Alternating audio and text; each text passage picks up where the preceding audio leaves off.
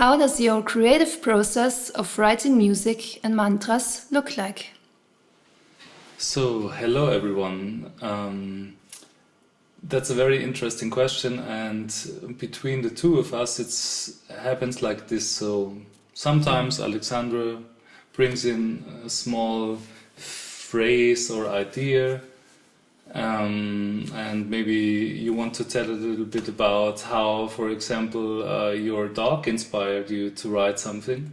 Well, yeah, I have two dogs, and one is younger than the other, and the younger one likes to run about and be in the garden, while the older one is really actually seeking peace and quiet a lot of the times. And we have a two-stair flat, and so the older one day was looking out in the garden, saw her playing, but he couldn't be convinced to go down. So I started singing to him. It became so spontaneous. Hey, look outside, she's playing. What are you doing here? I really want you to have fun in your life. And that was a tune that just came to me. It was almost like a children's tune, and I kept singing it and returned day after day. I couldn't stop that melody. Even my young daughter came and said, what are you singing? I said, I'm singing to Bernardo. He is just feeling a little bit lonely up here, and he doesn't know he can go downstairs.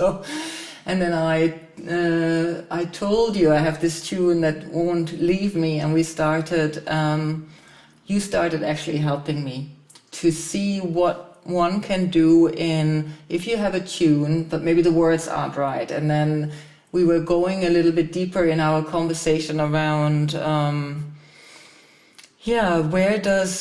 what does the tune express? What is the element, the emotion behind it? And this is how we kind of built that song around Krishna, the boundless love one can have for any person, any being, any animal, anything, that is represented by him. And I started looking up a little bit what Krishna stands for, what kind of mantras you can sing to him, and that's how that song came to life.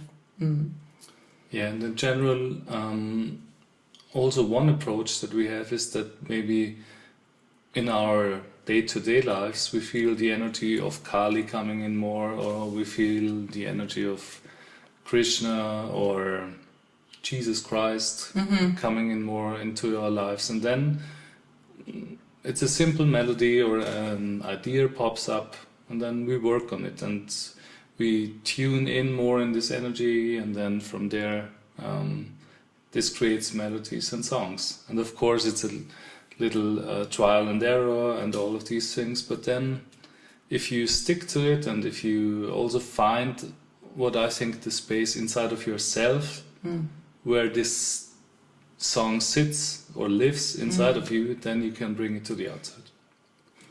For me, it was, since I hadn't been composing, you're more familiar with the process than I was when we started to work together.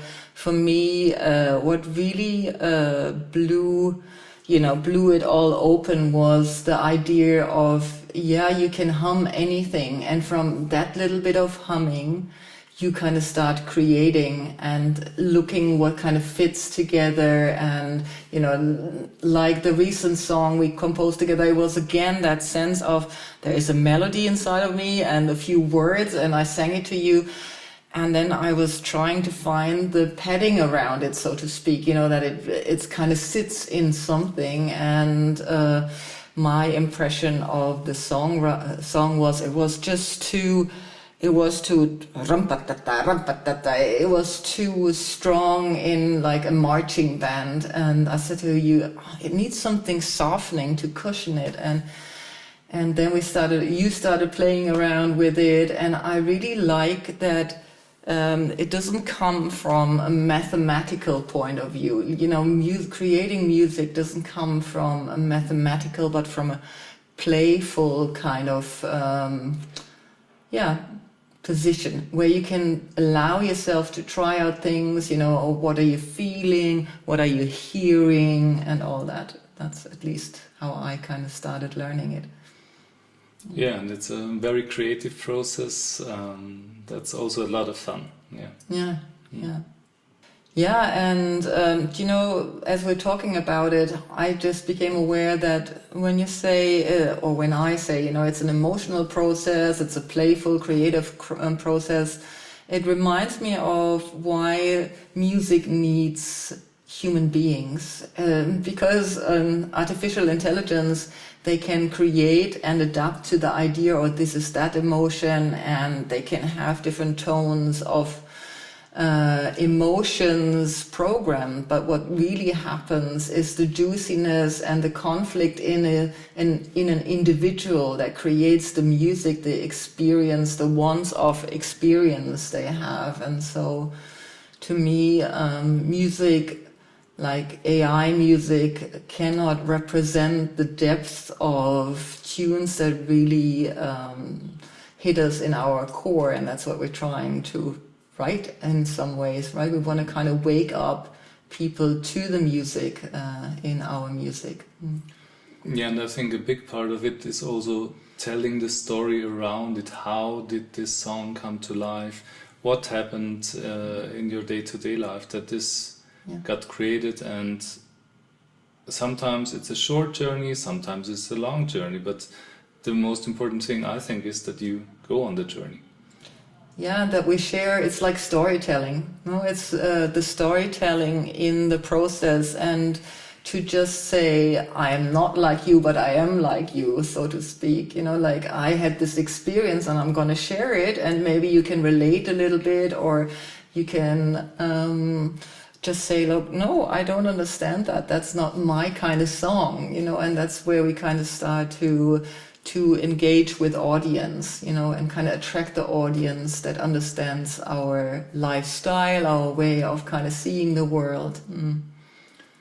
And I think it's also part of it is the part of a role model, because people see, you can live differently, you can actually find a different way that's more authentic to you, and live your life like this. And music can be a big part of this, and also the path that opens up inside of you through the music can be a new world inside of yourself, and then also outside.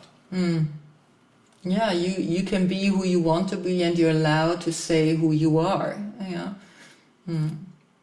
Yeah, which is a difficult topic in itself these days, where we are trying to smooth over and please everybody, so everybody is involved, but and sometimes we lack the courage, I'd say, you know, to speak up and say, like, this is how I feel, this is what happened to me, this is, I like it.